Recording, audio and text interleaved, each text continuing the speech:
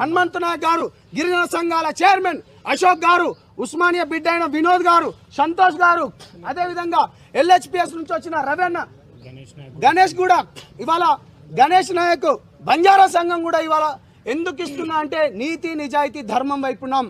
మంగ్లీ నువ్వు సపోర్ట్ ఉన్నది అంటున్నావు కదా, కేవలం ఒకేసారి అంటున్నావు కదా, డెఫినెట్గా రా. ఇలా నువ్వు రా. రెండో ఫోటో కూడా రిలీజ్ చేసిన, మీ వీడియో కూడా రిలీజ్ చేసిన, దాంట్లో మీ అమ్మగారితో పాటు మధు గారితో పాటు మీరు ఎవరు సిస్టర్ ఉన్నారనేది నిజాలు బయటికి.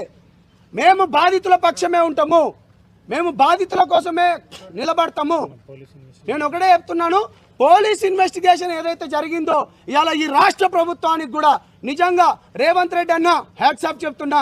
లేట్ అయినా కానీ దీనిపైన ఇప్పటికే 9 మంది చనిపోయినరు. 11 ఇప్పుడు ఇంకొక 2 ఏంది మన పాయిజన్ తీసుకొని ఉన్నారు.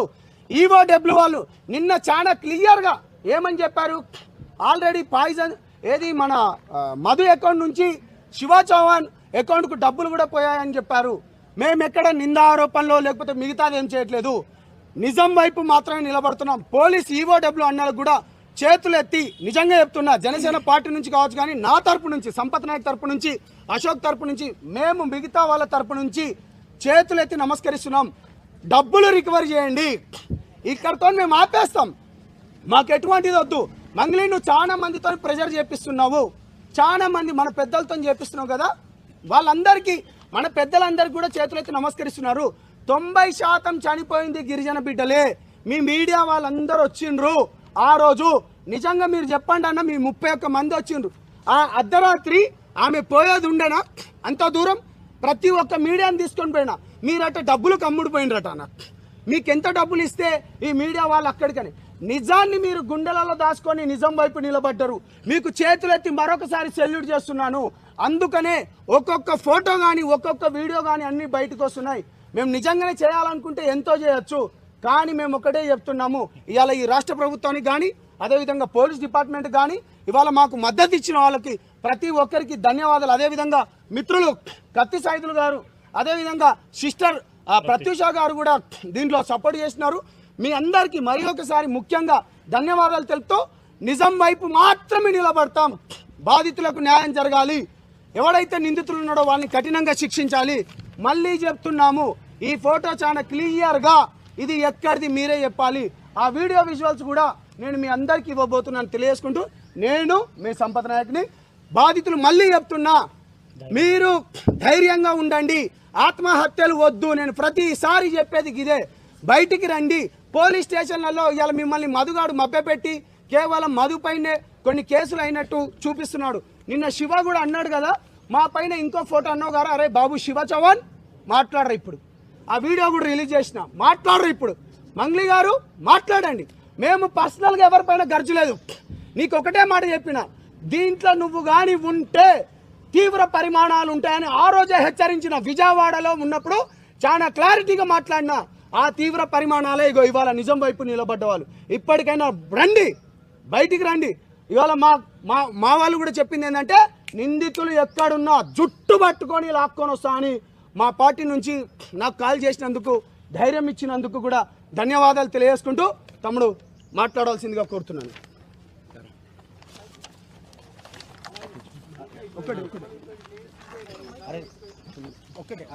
ఈరోజు మాట్లాడారు అందరు కానీ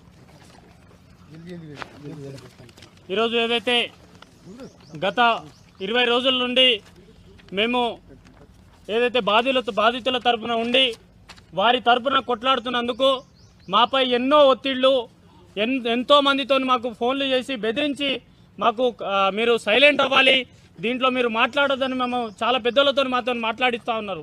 అయితే మేము బాధితుల తరపున గత 20 రోజుల నుంచి ఎప్పుడైతే ప్రొడ్యూసర్ కౌన్సిల్ నుంచి మేము కంప్లైంట్ చేసి ఆ రోజు చెప్పాము, 2 రోజుల తర్వాత పూర్తి ఆధారాలతోని ప్రతిరోజు మీడియా ముందు మాకు వచ్చినటువంటి ఆధారాలను పూర్తిగా బయటపెట్టాం. ఈరోజు ఏదైతే మంగ్లీ గారి సోదరుడు శివ చౌహాన్ ప్రెస్ మీట్ పెట్టారు. గత 20 రోజుల నుంచి ఈ శివ చౌహాన్ ఎక్కడ దాచుకున్నాడు? ఈరోజు పాల్తీ రమేష్ చనిపోయిండు, ఆ చనిపోయినటువంటి వ్యక్తికి పూర్తి బాధ్యత మీరు వహిస్తారా? ఈ గత 20 రోజుల నుంచి మీరు ఎక్కడికి వెళ్ళారు? ఈరోజు ఆ కుటుంబానికి ఎందుకు పరామర్శించలేదు? ఈరోజు ఆ కుటుంబానికి దిక్కేవారు?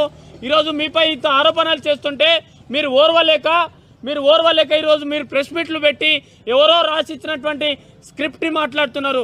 మరి ఇదే అసిస్టెంట్ రమావత్ రమేష్ చెప్తున్న దాంట్లో క్లారిటీ ఉంది కదా.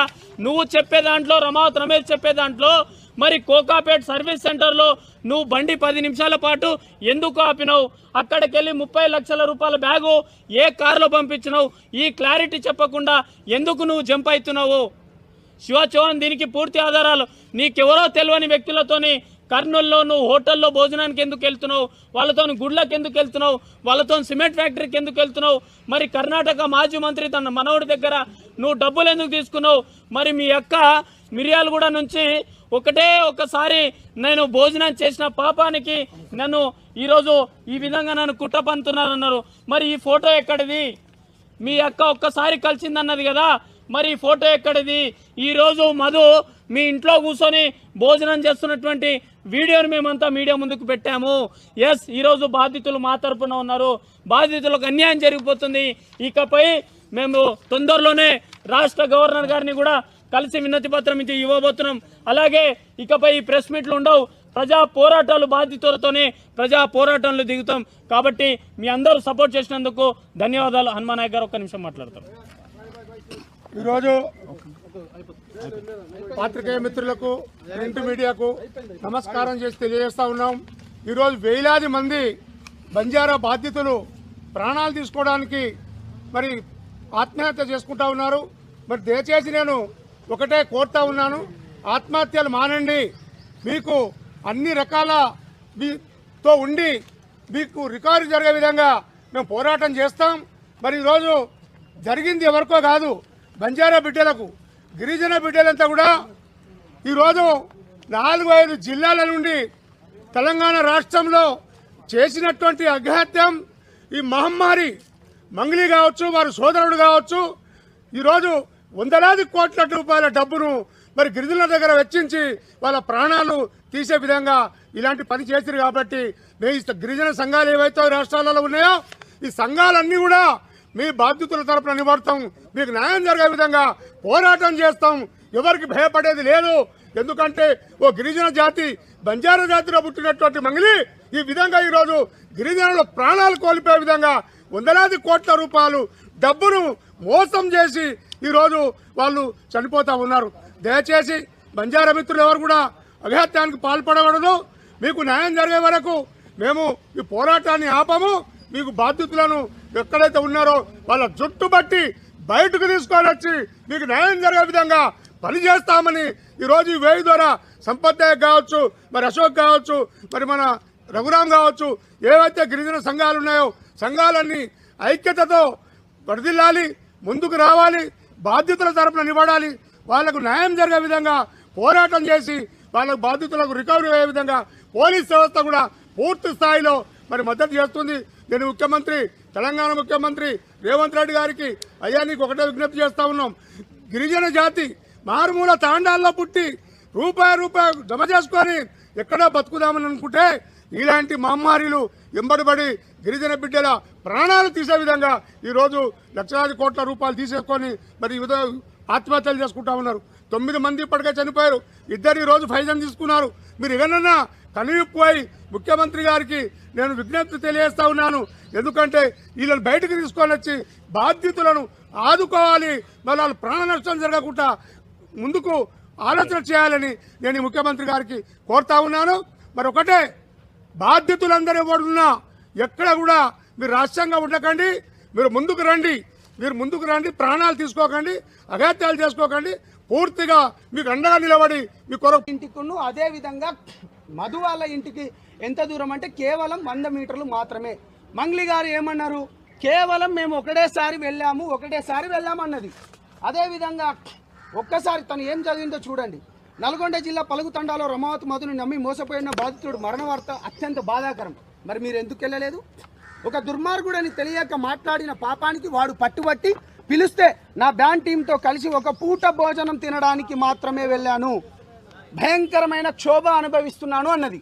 ఒక పూట తినడానికి మాత్రమే అన్నది. రైట్, ఒక పూట తినడానికి ఇప్పటివరకు మీరు మంగ్లీ గారి దగ్గర ఒకటే బిల్డింగ్ దగ్గర ఉన్న ఫోటో ఇప్పటివరకు మీరు చూసారు కదా.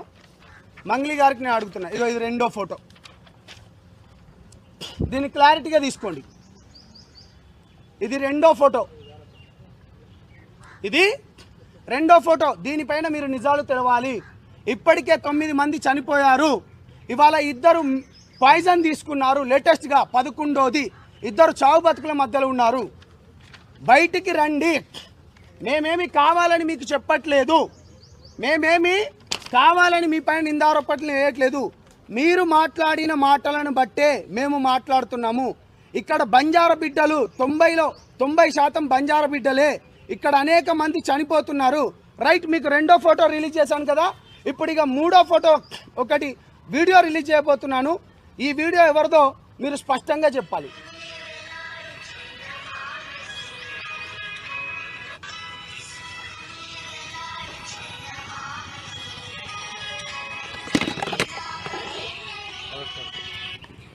మళ్ళీ ప్లే చేస్తున్నాను. సారీ అండి.